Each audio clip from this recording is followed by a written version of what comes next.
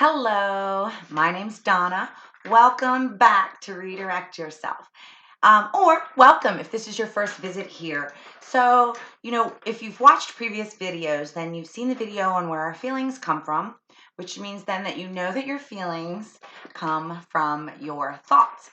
And although knowing what garbage words can induce negative feelings is one key way of beginning to change those thoughts that are producing those negative feelings. But as many clients have told me, that part can be a little difficult, figuring out your garbage words and then changing them.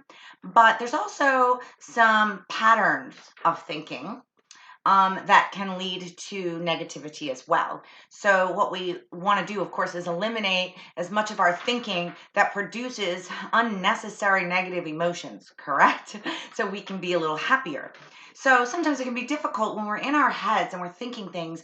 We don't really generally recognize that we're telling ourselves things that aren't really true or that don't really make much logical sense. It feels true, it feels right in our head, so we kind of just go with it. But there are some certain cognitive distortions that we can look out for. And that if we find ourselves engaging in these types of thinking, changing the thinking will change the feeling, and we can begin to try to eliminate that particular cognitive distortion. Now, cognitive just means to think, right? And distorted means that it's not quite accurate. It's not telling the true picture.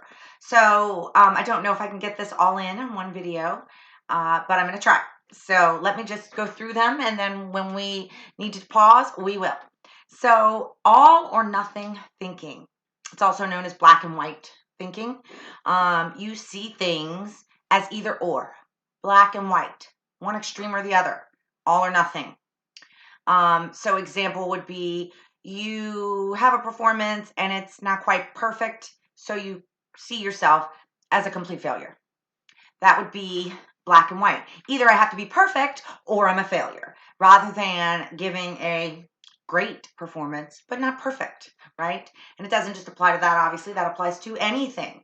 So I don't get the promotion, I'm a loser. Fail the test, I'm stupid. Those kinds of things. Exaggerating, and it's only either or, either I'm this or I'm that. Either I do this or I do that. Whereas there's usually a lot of gray. Next is, this is my favorite because most people I know, including myself, have engaged in this, if not do it on the regular, especially you teenagers. Apples to orange comparison. So that would be making conclusions by comparing things that are not really the same.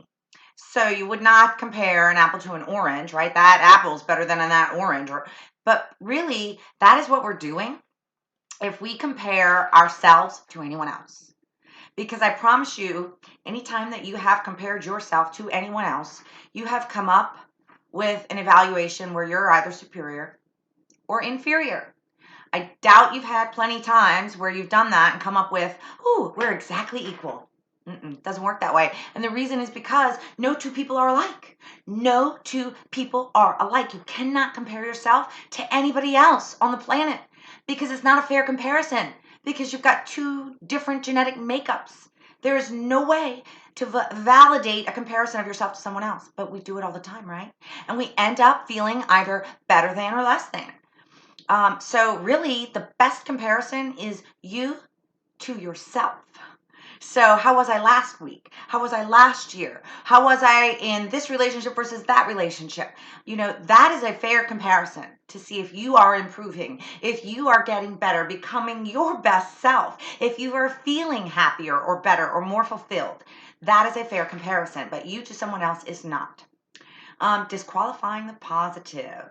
So you reject any positive experiences, insisting that they don't count. And you do this so that you can maintain these negative beliefs that is contradicted when you have positive experiences.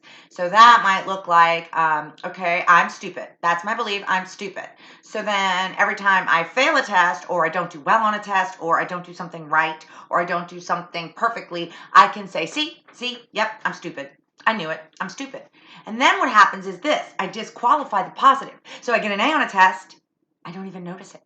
I don't even factor that in to my belief, which clearly it goes against it, because how could I be stupid if I got an A on a test? So watch out for that. We pigeonhole ourselves so that we can maintain these negative belief structures that all they do is produce negative emotions. And next, emotional reasoning. You assume that your negative emotions necessarily reflect the way things really are. I feel it, therefore it must be true. We've probably, all of us, had an instance or two where we've done this. You know that thing where you're like, oh my God, I know they're talking about me, right? And so then you act based on that, but you don't know that. Or something's inconsistent in your relationship, so you feel jealous, right? But really, nothing's going on.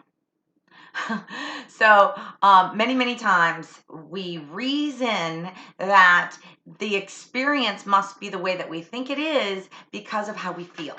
So stay away from that one. That can get you in some hot water. I'll do one more on this video, and then we'll continue it in another video. I don't want to overwhelm you. Following the crowd. This happens a lot in our high schools here in America. Peer pressure to be just like everybody else, which goes back to apples to oranges, because you cannot be like anybody else.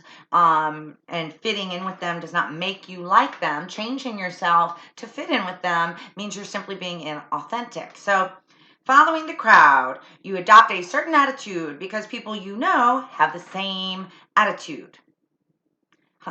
What can I say about that? Think for yourself, and voice your own opinions, and if you agree, but don't agree just to be a part of the crowd.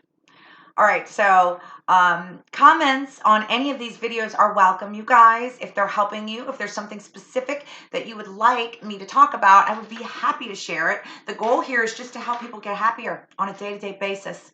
The more you like, the more you subscribe, the more people we reach. And of course, I would love your comments. Thank you so much. Please come back to Redirect Yourself, and I'll see you then.